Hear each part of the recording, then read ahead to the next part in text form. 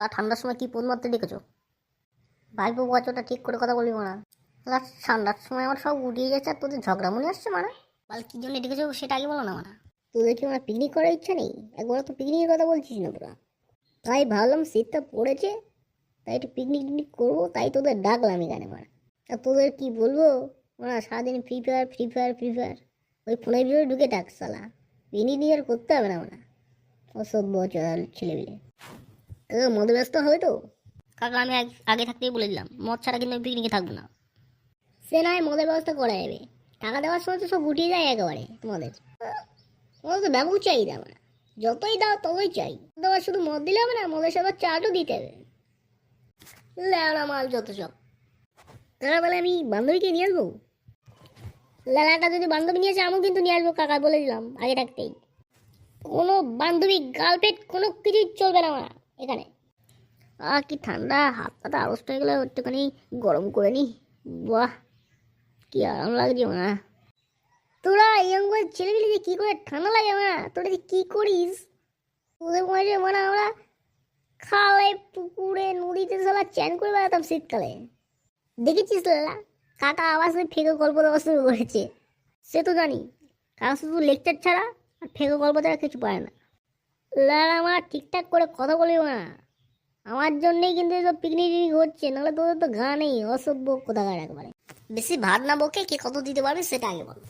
কাকা আমি কিন্তু 250 টাকা ছাড়া কিন্তু পারবো না কাকা। পিকনিকের সময় 250 টাকা বেরোয় আর গার্লফ্রেন্ডের পেছনে খরচ করতে তখন তো একেবারে ভরে ভরে টাকা খরচ করে দিস। উলো কোথাকার যত সব। ঠিক আছে কাকা, না আমি 500 টাকা দেবো, কিন্তু কাকা প্লিজ আমার গার্লফ্রেন্ডটাকে আনতে দাও প্লিজ।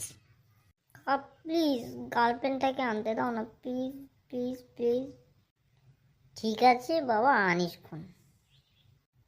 তাহলে কাকা আমিও কিন্তু আনবো, বলে দিলাম। সবই ঠিক আছে, তোদের নেই তোরা গার্লফ্রেন্ড টাইপেন্ড নিয়ে আসবি। আমার তো কোনো গার্লফ্রেন্ড টাইপেন্ড কোনো কিছু নেই, আমি যে কি করে কাটাবো। ভাইবা তোদের জন্য একটা কাকিমা তো খুঁজে দিতে পারিস। একাকার কত শীত কাটাবো বল? আমার বয়স তো হলো, একটাও গার্লফ্রেন্ড হলো না রে। এই দুঃখ সারা জীবন থেকে যাবে রে আমার। আমার যে গার্লফ্রেন্ড থাকতো তোদের মতো আমার পিকনিকে নিয়ে আসতাম রে, আমার আর হলো না রে। কাকা তোমার ইমোশনের ডায়লগ মারতে হবে না, অনেক তো হলো, নিজে জোগাড় করতে পারে না আর বেশি বেশি কথা। বুড়ো ভাড়া একটা এখনো পর্যন্ত গার্লফ্রেন্ড লাগবে নাই তার। আমার যে কষ্ট তোরা আমরা বুঝছি রে মারা। যাই হোক কাকা বেশি ফাট না বুকে, ঠান্ডার সময় আর ভালো লাগছে না।